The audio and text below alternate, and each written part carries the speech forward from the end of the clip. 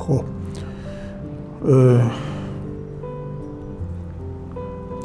پس اجازه بده از کودکی ناگزیرم شروع بکنم، برای اینکه من پدرم عکاس بود. بله. و قطعا این مؤثر بود، چون که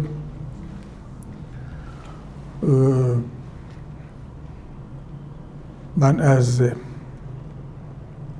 وقتی که تقریبا تونستم راه بیفتم و منو با خودش گاهی اوقات میبرد به لاله‌زار عکاس خانه، جذابیت عکس در من شکل گرفت و فکر میکنم در سن مثلا 12-13 سالگی اولین دوربین رو هم برای من گرفت، یک دوربین لوبیتل از این دولنزی ها که فیلم های 120 میخورد و من همون موقع شروع به عکاسی کردم و در حقیقت این شوق پیدا شد، در گرفت و در یک زیرپله‌ای در خانه پتو زده بودم و کاغذ و دارو و نگاتیو و اینا از توی عکاسخانه قرض میگرفتم میآوردم توی اون زیرزمین در حقیقت تاریک خانه کوچک و عکس درست میکردم. این درست کردنم به این شکل بود که یک دونه قید کنتاکت هم گرفته بودم از او و عکس های آلبوم ها رو میذاشتم روی کاغذ ها، زیر آفتاب نور میدادم و ظاهر میکردم، در حقیقت تبدیل به یک نگاتیو کاغذی میکردم و از اون دوباره دوبلیکیت میگرفتم و پوزیتیو چاپ میکردم به تعدادی که میخواستم. و بزرگتر که شدم دیگه میرفتم و تو عکاسخانه حتی کار میکردم. گاهی اوقات جمعه اصلا از صبح میرفتم در رو باز میکردم و فقط مینشستم دعا میکردم که یه وقت مشتری نیاد، چون که میترسیدم قدم به دوربین نرسه که بخوام عکس بگیرم. این بود و بعد هم در حقیقت ریشه تصویر و رنگ کردن باز برمیگرده به پدرم که از او رنگ کردن عکس رو یاد گرفتم. عکس‌های سیاه‌سفید رو اون موقع رنگ میکردن، هنوز عکاسی رنگی به ایران نیامده بود و عکاسای حرفه‌ای خبره بلد بودن رنگ بکنن و این رو هم به من یاد داده بود. دو گونه رنگ میکردن، یکی با جوهرهای در حقیقت که با آب مخلوط میشد، بعضی‌ها هم با تیوب‌های رنگ روغنی که بینزور ساخته بود و مخصوص عکس بود. کسانی که مد شده بود میامدن عکس مینداختن برای مثلا شناسنامه یا یادگاری و اینها، یا کارت پستال سفارش میدادن یا 30x40 مثلا و اونا رو رنگی میخواستند، برای اینکه رنگ کردن خیلی رایج شده بود و همه دوست داشتند. چیز دیگر هم که باز خاطرم است رتوش کردن بود. به جعبه هایی که دورش پارچه‌ای بود و با مدادهای F و HB و B و اینها چینا چروک های آدم ها رو می گرفتن و جوان می کردند. این هم از خصلت های عکاسی جوانسازی. دقیقاً. اینا ورود در حقیقت به حیطه تصویره که باعث میشه نقاشیم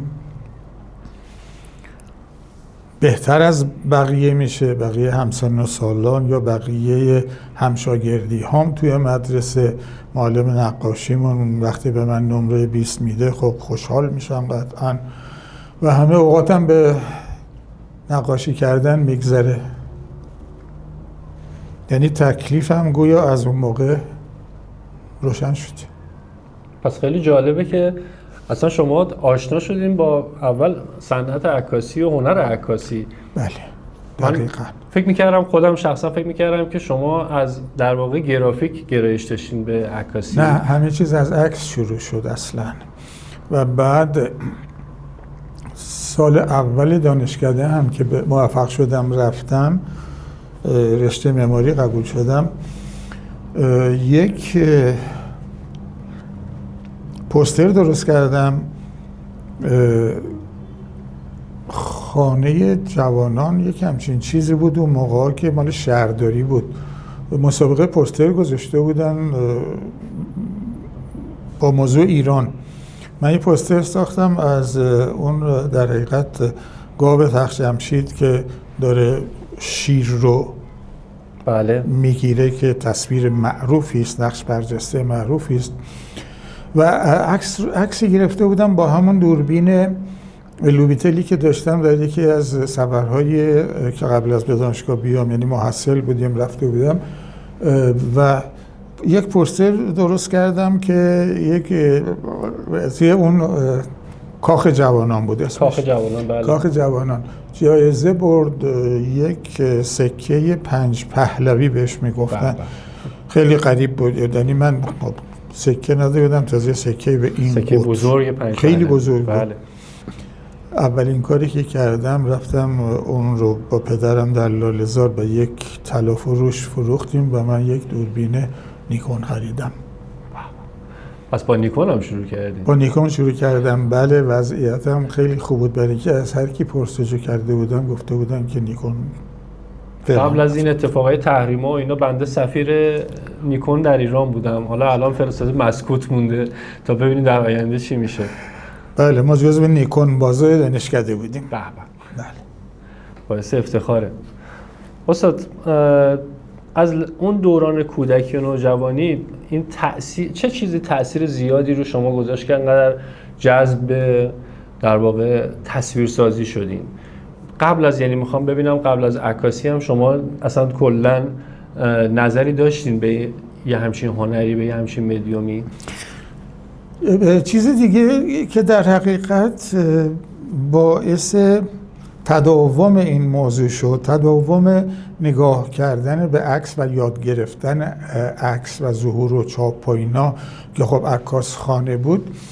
یک چیز دیگر هم بود که پدرم با این استودیوهای فیلمسازی که توی لاله‌زار بودن دوست بود با همشون و با همه عکاسان اون موقع و اینها، به اونجا هم سر می‌زدم و لاله‌زار دوران رونق عجیب غریبش بود، شاید بیشترین سینماها در اونجا بود و هر وقت که فیلم تازه میذاشتن منو میبرد و حقیقت با سینما هم آشنا شده بودم. و چیز دیگر جذاب برای من، چون کتاب خوان بودم، یعنی به این طرف هم سوق پیدا کرده بودم، انتشارات فرانکلین وقتی که آقای سنتی زاده کتابای جیبی رو راه اندازی میکنه، روی جلدهای این کتاب‌ها برای من جذاب بود. که بعدها وقتی دانشکده رفتم فهمیدم که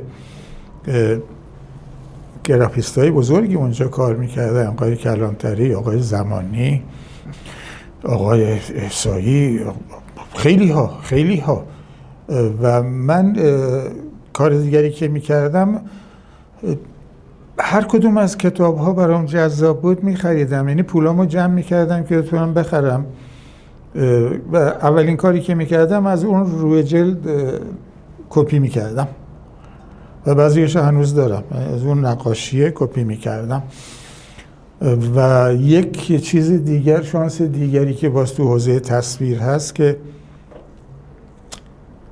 در مراسم بزرگداشت آقای آغداشلو هم ذکر کردم، کتاب تاریخ که ما کلاس 7 بودیم، کتاب تاریخی که اون سال درست شد و میخوندیم، بزرگ شد قطعش و رنگی بود و توش آقای کلانتری و آقای آغداشلو نقاشی کرده بودن. این نقاشی های اون دوران تاریخ برای من یک دفعه بسیار جذاب بود و از اونها هم باز دوباره کپی میکردم. جالبه.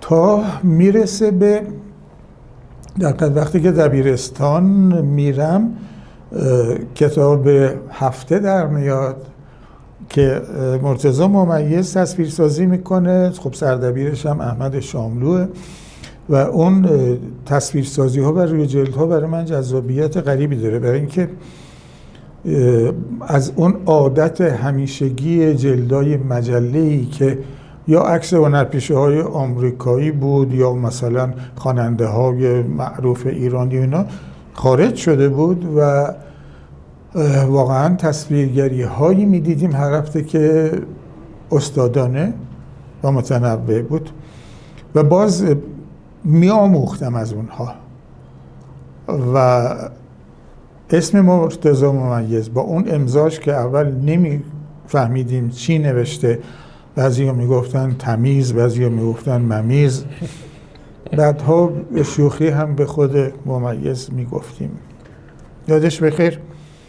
بعد که دانشکده رفتم یک واحد داشتیم با او در سال اول و بعد با آشنا شدم و وقتی که کانون پرورش فکری کودکان و نوجوانان درست شده بود و قرار شد که آقای ممیز هم اونجا فیلم بسازه، به عنوان همکار رفتم کنار دستش ایستادم و